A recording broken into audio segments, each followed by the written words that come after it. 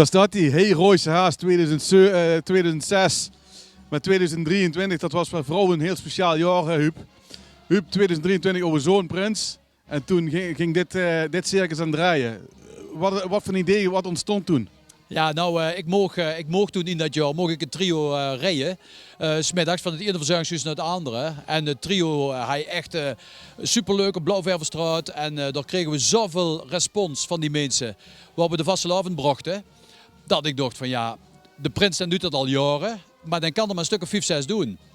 Waarom niet gratter? Want wat is er leuker voor mensen in een verzorgingshuis als iemand met een kips binnen zien komen?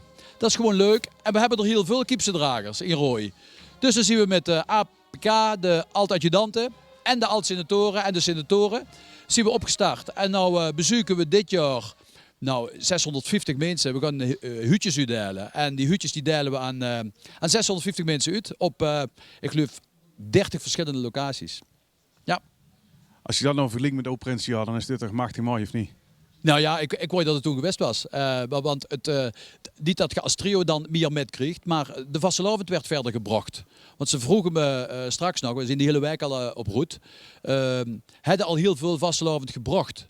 Ja, we hebben heel veel gebracht, maar we hebben nog veel meer teruggekregen. Want wat je aan reacties krijgt van mensen en van verzorgenden en van iedereen, dat is gewoon, dat doet het voor. Superleuk om te doen. Ik zeg altijd, kleine moeite, groot plezier. Ja, wat ik al zeg, een sjaal en pet maakt het dan toch meteen feestelijker. Ja, dit jaar hebben we de Ronde Toffel Venray. Die hebben we bereid gevonden om 700 hutjes te doneren, te sponsoren.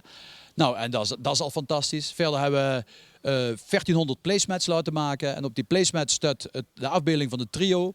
En de placemat er staat op met de prins en zijn adjudanten aan Toffel. Niet dat ze aan Toffel komen zitten, maar het bordje waar dat opkomt, ze zitten toch met de prins en de adjudanten aan Toffel. En dat werd ook gesponsord. Dus ja, het is echt superleuk. Ja. De AR en de APK die halden van Roy leven en dat doen ze op alle plekken. Dankjewel, Huub. Dankjewel, keer gedaan.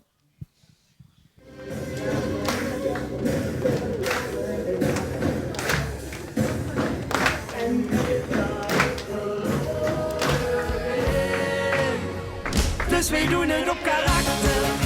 De ruggen wordt van langzaam naar wat zachter. Vanavond doen we alles op karakter. We gaan van Luurpekers bed niet meer zien.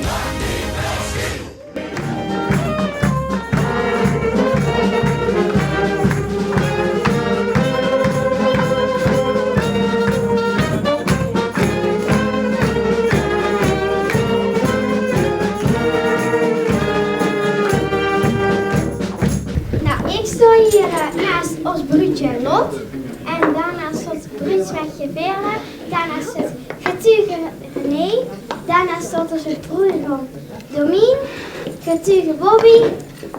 Broertje Kayet en broertje Bob.